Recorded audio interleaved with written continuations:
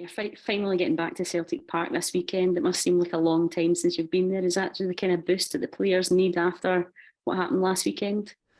Yeah, like you said, it's been a few weeks since we've been there.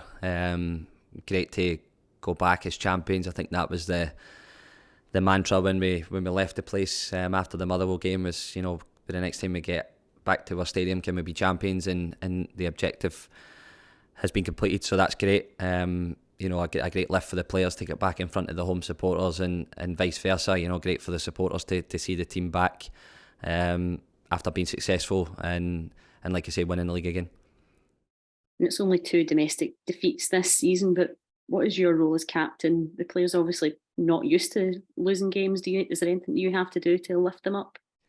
No, I think we've got a process in place. When we win games, when we lose games, we come back in and we sort of look at the game, we analyse the game in terms of what we can do better, and we're always trying to learn. So we did that at the start of the week, and then very quickly the players were back in a positive mindset, looking forward to the game at the weekend. I think in football, I think a lot of us have been in the game long enough now to know that when things are good and you're achieving success, that you don't get too carried away for yourself. And then the opposite, when you have a defeat, then you don't get too low either, because if you start to let these things fester, then you're in a bit of trouble. So I think at this point in the season, it's much more important for us to be looking at the positives. We've got 2 trophies in the bag. We're playing for a third one at the end of next week. So there's only positive things to speak about within this group of players at the minute. Hi, Callum. You talk about that, positive things to speak about. How confident are you that the team can get back to winning ways? 3 league games left and that big cup final going for a treble. How confident are you that you can get back to your top level and win these final 4 games of the season? Yeah, that's the challenge. That's the level we've set ourselves. It's a case of dusting ourselves down. Training's been good. Last few days, like I said, there's been a bit of reaction. And back in front of our home supporters at the weekend, we want to go out and show them the reaction from last weekend, and put in a good performance and get maximum points, and then we look at the next game after that when it comes.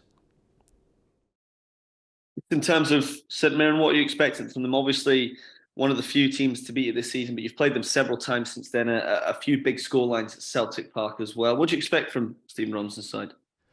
Yeah, I expect pretty similar to the approach they've had any game that they've played against us. Really, they've been quite aggressive. Probably 5-3-2, 2 physical strikers in the game, and try and play a little bit on counter attack. So we pretty much expect that. But then again, it's always about what we bring to the game. It's how we start the game, how much quality we've got in the ball, how much running power we want to show. So it's everything in the game plan and the game model that we speak about. So we expect a tough game. They've given us some tough games already. They've ran us close a few times, albeit the score lines in the end I've kind of ran away a little bit, but probably not told the whole story of the game. So we understand it'll be a tough game. There's probably no pressure on them as well, so they come. It's a bit of a free hit. But for us, like I said, it's always about what we do in the game. Obviously, you've got loads of games under your belt. You've played lots of long seasons. Is there anything in particular you do to keep your focus mentally at this stage of the season? Not really. I think this job, being a football player, that keeps you sharp enough. There's always people looking to come after you, and if you have a poor game, they're always quick to speak, and so I think that just keeps you sharp enough. You want to give the best account of yourself every time that you step on the pitch. Of course, it never happens like that, but you stay professional, you prepare your body, your mind the right way every time. And that's the demands of this football club, is that when you step over the line, you try to give the best of yourself for the supporters and everybody around the world who's watching and supporting the team. So, for me, there's 2 weeks to go, really exciting period. And then, once that's done, we can enjoy a little bit of downtime. But, for the time being, we're still working and still requires a lot of focus. Could I just ask you about the women's team going for the title this weekend for the first time? How big an achievement would that be, and what would it mean for both teams to have the title this season? Yeah, obviously it's a tough game for them at the weekend. I'm sure they'll attack it in the only way they know how as well is playing attacking football, the way that this club likes to play football. So, I think that's the objective for both the men's and women's team, is to try and be successful, try and bring trophies to the football club. And I'm pretty sure the full focus for them this week will be on that game at the weekend. And like you said, if both teams can win the league, then that's been a really successful season for the club. Hi, Callum, you mentioned there been a kind of reaction in training just after the weekend. Is that good to see that no matter how well you've done this season, the one defeat can't hurt the rest of the guys, and it does show? Yeah, I think in professional sport, if you don't take defeats badly or bad performances badly, then I don't think you're in the right sport. I think it always has to hurt you, no matter how much success you've had or how well you've been going. Once you get a slapper in the face, then you have to show reaction, you have to show personal pride, you have to show pride in the club and the group. So that's been positive. Of course that's not always the case, but I think with this group of players, you can see how much it means to them to represent this football club, and we try and do it to the best standard that we possibly can every week. And I didn't expect anything other than this reaction. It's been really positive, and the boys have been at it this week in training, so good to see. I just asked you as well about the news we've had about you becoming an ambassador for the foundation, and the badge this weekend obviously pays tribute to you. Is that really important to you, that the work that Celtic does off the park, that you're involved in that as well? Yeah, it's hugely important.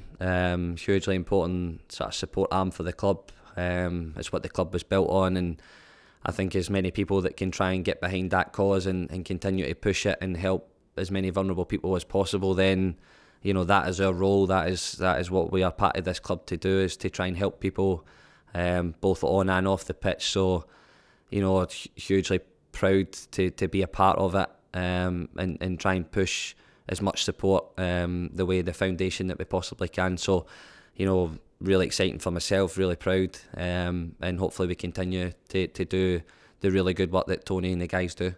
Hi Callum, you'll obviously be back in the Champions League next season. How important is that for the club? Yeah, hugely important.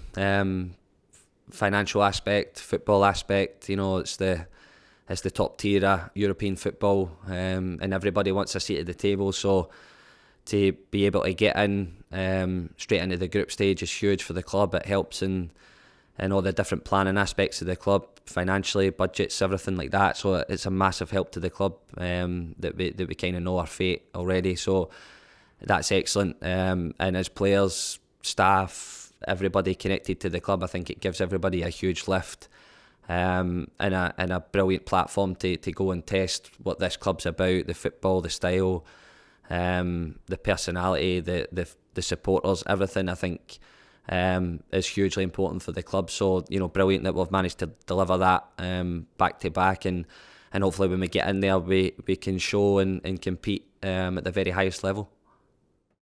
And how much do you think the experience of this season will help the team improve at that level? Yeah, I think that's the hope, that's the expectation. We're a year on in terms of the group, more mature.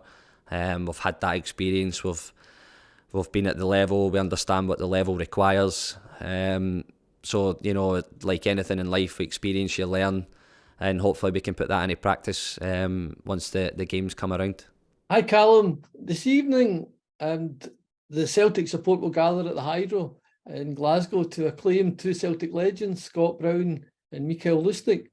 How much influence did those two have in your career so far, and how much did they help prepare you to become a successful Celtic captain? Yeah, hugely important. Two really, really successful guys at this football club, and obviously they were captain and vice captain when I came through. So two outstanding leaders. They worked really well together as well as a pair. Brilliant personalities, really welcoming, but at the same token, they were harsh with the players. They understood what it took to be a successful Celtic player, and they tried to instill that in the group of players that were here. So, for myself to learn from that and see it in action every day was, a priceless lesson for me. To get it free every single day when I came to work was hugely important. So, got a lot to thank those two for, and I'm sure the supporters have as well. So, you know, hopefully we have a great night tonight. As a Celtic captain and as a player, you've been on course and distance over winning these league titles and cup finals, etc. Kelly Clark leads out the team on Sunday, maybe without that experience or without that backing behind her. So as one Celtic captain to another, what advice would you give Kelly before the game?